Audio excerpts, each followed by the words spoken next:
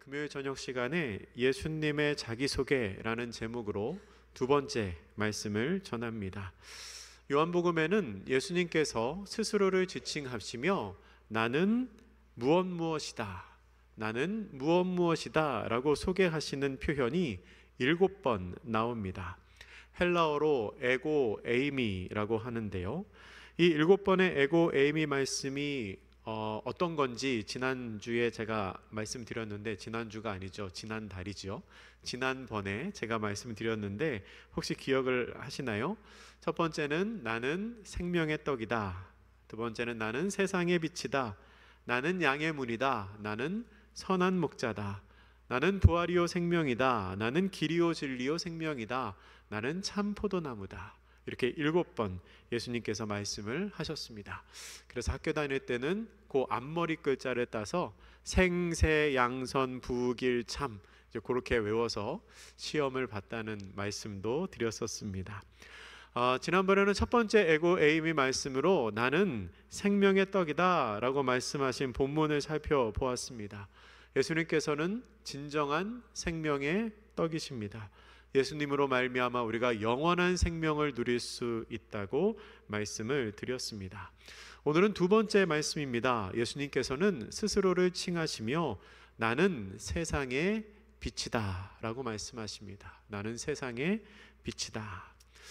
오늘 본문 말씀이 요한복음 8장 12절 말씀인데요, 예수님께서 이 말씀을 어떤 상황에서 하셨는지를 먼저 좀 살펴보려고 합니다. 요한복음 8장은 음행 중에 잡혀온 여인을 사람들이 고발하는 사건으로 시작을 합니다. 우리가 잘 아는 사건입니다. 사람들이 음행한 여인을 데리고 와서 이 여인을 어떻게 하겠습니까? 예수님께 물어보죠.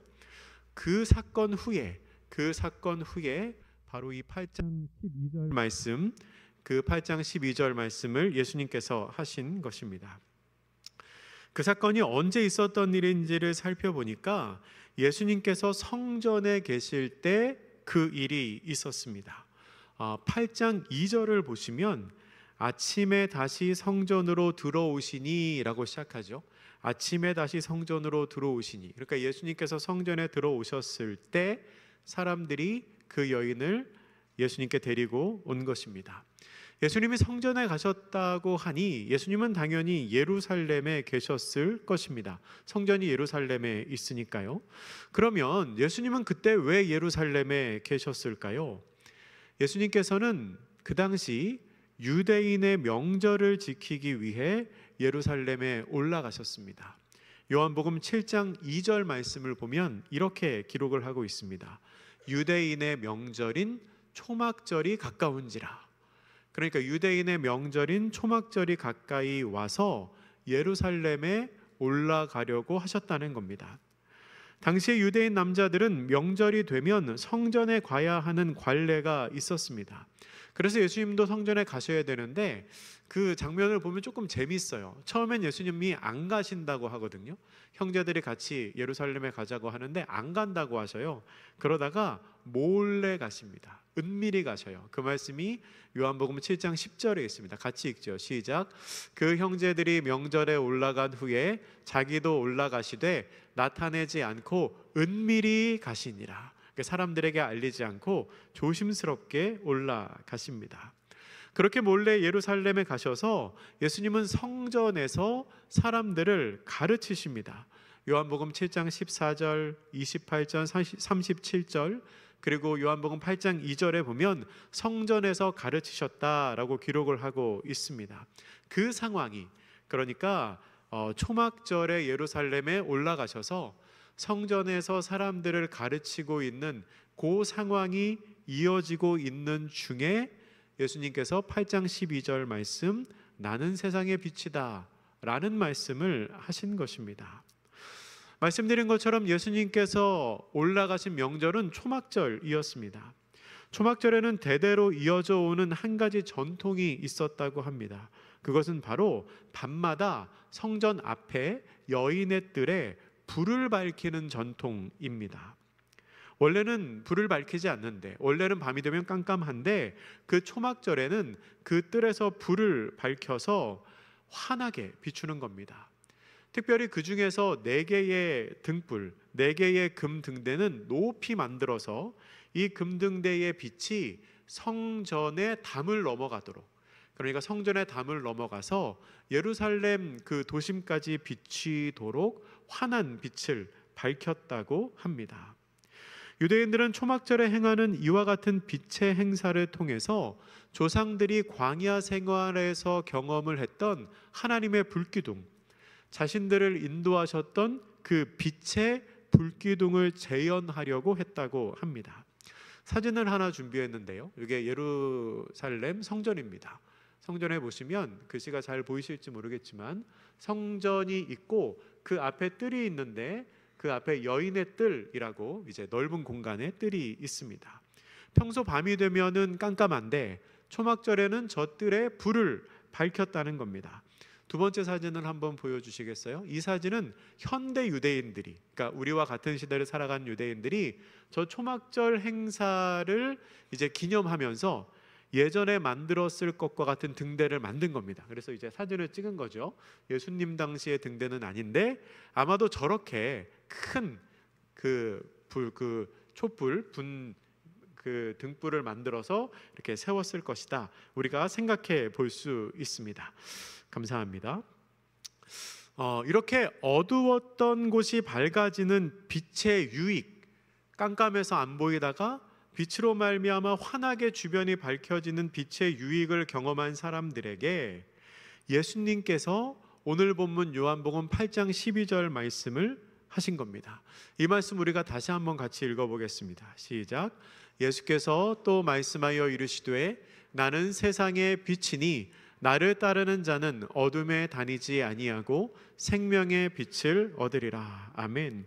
그러니까 깜깜했던 곳이 밝아지는 경험을 한 사람들에게 예수님께서 이러한 말씀을 하시니 예수님이 하신 이 말씀은 그때 당시의 사람들에게 굉장히 직관적으로 받아들여졌을 것입니다. 평소에 어두웠던 곳에 빛이 비치면 어떻게 되는지를 경험하지 않았습니까? 우리가 조금 전에 찬양할 때는 여기가 어두웠잖아요. 앞에 이제 찬양에 집중하시라고. 그러다가 불을 딱 밝히니까 어떻습니까? 환해졌죠. 예. 그러니까 이런 경험을 한 사람들에게 내가 세상의 빛이다. 예수님 말씀하고 계신 겁니다. 그러니까 많은 설명을 하지 않아도 저분이 정말 빛이라면, 저분이 내 삶의 빛이 되어 주신다면 내 삶이 그렇게 달라질 수 있겠구나.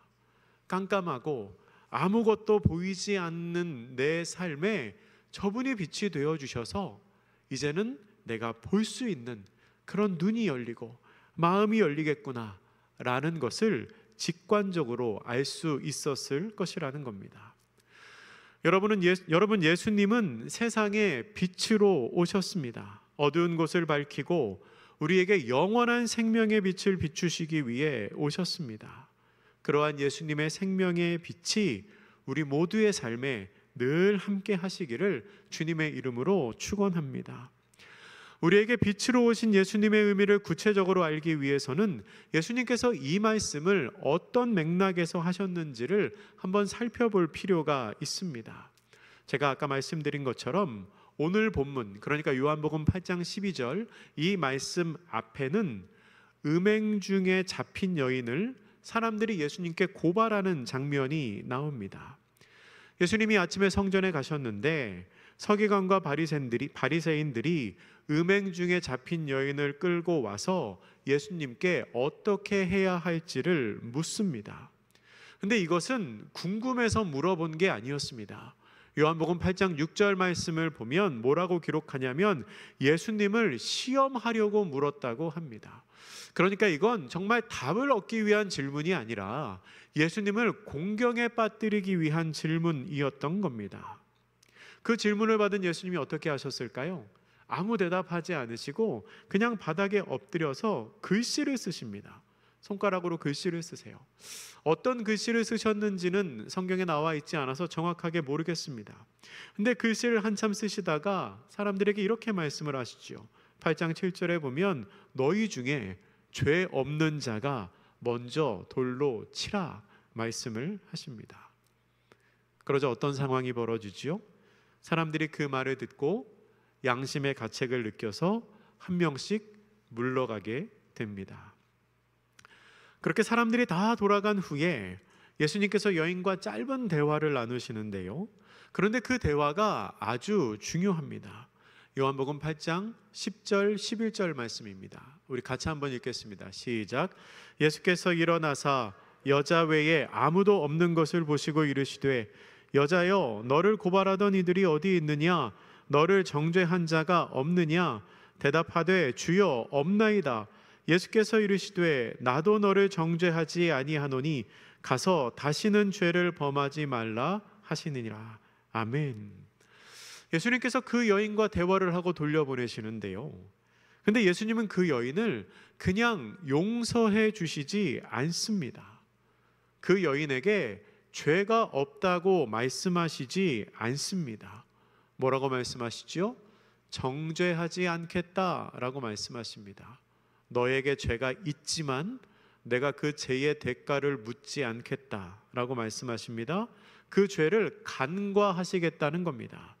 그러면서 하시는 말씀이 무엇입니까? 가서 다시는 죄를 범하지 말라 말씀을 하십니다. 아마 이 여인은 예수님의 이 말씀을 가슴 깊이 새겨 들었을 겁니다. 그런데 여러분, 그 여인이 다시 죄를 짓지 않는 게 쉬웠을까요? 아니요, 그렇지 않았을 겁니다. 왜 그렇지요? 여인의 삶의 현장이 변하지 않았기 때문입니다. 이 여인은 분명히 예수님을 만났습니다. 용서를 경험했습니다. 심정의 변화가 있었을 것입니다. 다시는 죄를 짓지 않아야겠다라는 마음도 있었을 겁니다. 그런데 삶의 자리는 여전합니다. 주변 환경은 하나도 달라지지 않았습니다. 사람들이 보기에 이 여인은 여전히 가늠한 여인입니다. 어떤 학자들은 이 여인을 매춘부라고 설명합니다. 그렇다면 몸을 팔아야 먹고 살 수 있는 삶의 환경은 여전히 똑같다는 겁니다. 그런 상황에서 죄를 범하지 않는 건 정말 쉬운 일이 아닙니다. 우리의 신앙생활을 어렵게 만드는 것도 바로 이 문제입니다. 똑같은 곳에서 다른 삶을 살아야 하는 게 참 어렵습니다. 교회에 있을 때는 할 수 있을 것 같습니다. 교회에서 기도하고 찬양하고 말씀 듣고 예배하고 하나님께서 내 마음에 은혜를 주셔서 내가 정말 변화된 사람 같을 때에는 잘 할 수 있을 것 같습니다. 그리고 교회 안에서는 다 믿음의 동지들이 있으니 이 안에서는 너무 쉽지요. 그런데 내가 원래 있었던 나의 삶의 자리로 돌아가면 그렇게 달라진 모습으로 살아가는 게 참 쉽지 않다는 겁니다. 변하지 않는 환경 속에서 변화된 모습으로 살아가기란 정말로 어려운 일입니다. 은혜 받고 나서 이제 술도 좀 끊어야 되겠다, 담배도 좀 끊어야 되겠다 마음 먹으면 사람들이 옆에서 그렇습니다. 에이, 네가 언제부터 예수 믿었다고? 에이, 너 또 좀 있으면 술 먹고 담배 먹고 할 거면서 왜 그래? 합니다. 어떤 분이 은혜 받고 나서 내가 이제 세금 신고 정직하게 해야겠다, 내가 이제 변화된 모습으로 살아야겠다 했더니 주변에서 가만히 두지 않더랍니다. 계속 주변에서 뭐라고 하니 그 괴로움에 다시 원래의 모습으로 돌아가는 사람들도 있지요. 그리고 무엇보다 극복하기 어려운 것은 여전히 죄인된 나의 본성입니다. 아무리 은혜를 경험해도 우리의 속사람은 여전히 죄인이기 때문에 결심을 굳게 하더라도 시간이 지나면 조금씩 그 마음이 사그라듭니다. 사람은 누구나 죄인이기 때문에 나 자신을 의지해서는, 나의 노력으로는 똑같은 곳에서 다른 삶을 사는 게 참 어렵습니다. 가서 다시는 죄를 범하지 않는 게 참 어렵지요. 아마 예수님의 그 이야기를 들은 여인도 속으로 그렇게 생각했을지 모르겠습니다. 예수님, 무슨 말씀이신지는 알겠는데요, 근데 내 삶의 환경이 변하지가 않아서 내가 죄를 짓지 않는 게 너무 어려울 것 같습니다 라고 생각했을지 모르겠습니다. 그런데요, 예수님은 이미 다 알고 계십니다. 8장 11절에서 가서 죄를 범하지 말라 말씀하신 예수님께서 그 바로 다음에 12절 말씀에서 나는 세상의 빛이니 나를 따르는 자는 어둠에 다니지 아니하고 생명의 빛을 얻으리라 라고 말씀하시는 겁니다. 여러분, 이것이 가서 다시는 죄를 범하지 않는 방법입니다. 세상의 빛이신 예수님은 어두움을 물리치십니다. 어두움은요, 어두움을 벗어나기 위한 나의 노력으로 벗어날 수 있는 게 아닙니다. 어두움은 빛이신 예수님이 내 삶에 임할 때 자연스럽게 사라지는 것입니다. 어두움 속에 머물면서 그 어두움을 극복해 보려고 아무리 노력을 해도 결국은 어두움 속에 있을 뿐입니다. 예수님은 지금 그 여인에게 말씀하시는 겁니다. 어두움 속에 있지 말고 빛이신 나를 따라와라. 나를 따라와라. 그래야 생명의 빛이 너희 가운데 있다 말씀하고 계신 것입니다. 생명의 빛이신 예수님이 내 삶에 임할 때에 우리는 어두움을 벗어나게 됩니다. 죄악을 벗어나 생명의 빛을 얻을 수 있습니다. 예수님께서 스스로를 세상의 빛이라고 말씀하신 본문이 오늘 말씀 외에도 한 구절 더 있습니다. 요한복음 9장 5절 말씀인데요, 우리 이 말씀 같이 읽습니다. 시작. 내가 세상에 있는 동안에는 세상의 빛이로라. 아멘. 이 말씀은요, 날 때부터 맹인이었던 사람을 고치시는 과정에서 예수님께서 하신 말씀입니다. 우리가 흔히 말할 때 실로암 맹인이라고 말하는 그 사람을 고칠 때 예수님이 하신 말씀입니다. 제자들은 날 때부터 맹인이었던 사람을 보면서 이 사람이 누구의 죄 때문에 이렇게 되었는지를 궁금해합니다. 당시 사람들은 질병이나 장애 혹은 가난이 죄의 결과라고 생각을 했습니다. 무언가 저 사람이 잘못을 했기 때문에 하나님으로부터 벌을 받아서 병을 얻던지 가난해졌을 거라고 생각을 한 거지요. 그런 점에서 날 때부터 맹인인 사람은 도대체 누구의 죄 때문에 저렇게 된 것인지가 너무 궁금한 겁니다. 제자들의 질문에 예수님이 뭐라고 답을 하실까요? 9장 3절에서 이렇게 말씀을 하십니다. 예수께서 대답하시되 이 사람이나 그 부모의 죄로 인한 것이 아니라 그에게서 하나님이 하시는 일을 나타내고자 하심이라. 아멘. 누구의 잘못 때문에 그렇게 된 것이 아니라 하나님이 하시는 일을 나타내시려고 그렇게 하셨다는 겁니다. 그 말씀을 하신 후에 내가 세상의 빛이다 라고 말씀하신 예수님은 침을 뱉어서 진흙을 이겨서 그의 눈에 바르시고 실로암 못에 가서 씻으라고 말씀하시며 그의 눈을 보게 하십니다. 세상의 빛으로 오신 예수님은 앞이 보이지 않던 사람의 눈을 밝혀주십니다. 어두움 가운데 있던 사람에게 빛을 찾아주신 것입니다. 그리고 예수님으로 말미암아 육신의 눈을 뜨게 된 그 사람은 예수님을 믿음으로 말미암아 영혼도 구원받게 됩니다.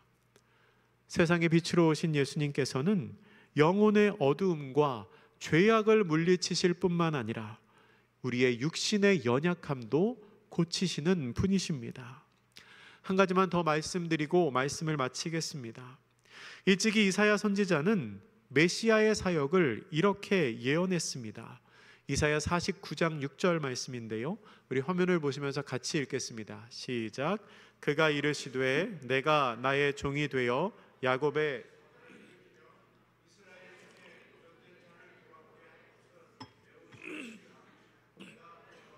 이방의 빛으로 삼아 나의 구원을 베풀어서 땅끝까지 이르게 하려라. 아멘.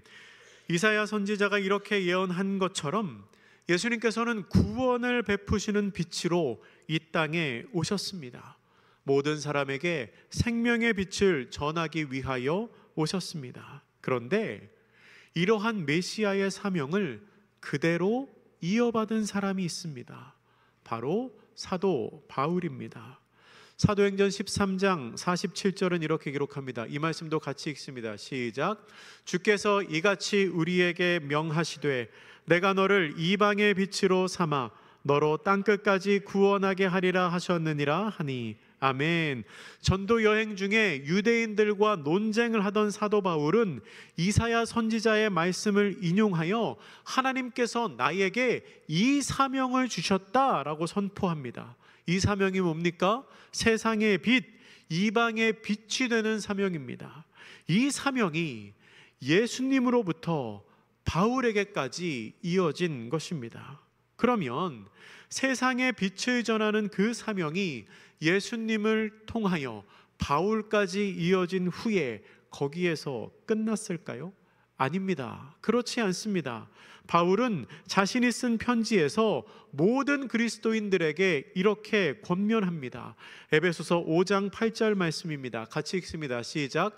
너희가 전에는 어둠이더니 이제는 주 안에서 빛이라 빛의 자녀들처럼 행하라. 아멘. 전에는 어둠이었던 너희가 이제는 주 안에서 빛이니 빛의 자녀들처럼 행하라는 것입니다. 그리고 데살로니가전서 5장 5절도 이렇게 기록합니다. 같이 읽습니다. 너희는 다 빛의 아들이요 낮의 아들이라. 우리가 밤이나 어둠에 속하지 아니하나니. 아멘. 여러분, 우리는 밤이나 어둠에 속하지 않은 빛의 아들, 빛의 자녀입니다. 세상의 빛, 이방의 빛이 되는 사명은 바울로부터 초대교회 성도들에게까지 이어졌고, 또한 지금 이 말씀을 읽고 있는 우리들에게까지 이어집니다. 예수님께서도 제자들에게 직접 말씀하시지 않았습니까? 너희는 세상의 소금이다. 너희는 세상의 빛이다. 여러분, 우리는 이 세상 가운데서 빛으로 살아가야 하는 사명을 이어받은 사람들입니다.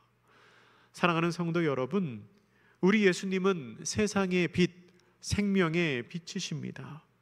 그 예수님의 빛 가운데 거하며 우리 삶의 모든 어두움이 물러가는 은혜를 경험하시기를 주님의 이름으로 축복합니다. 그리고 우리가 그 빛을 경험한 사람들답게 이 어둡고 악한 세상에서 예수 그리스도를 드러내는 빛으로 살아가는 저와 여러분이 되시기를 주님의 이름으로 부탁드립니다.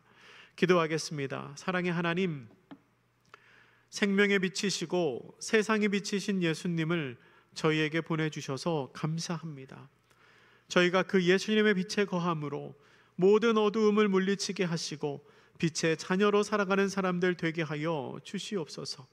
우리의 생명의 빛이신 예수님의 이름으로 기도드립니다. 아멘.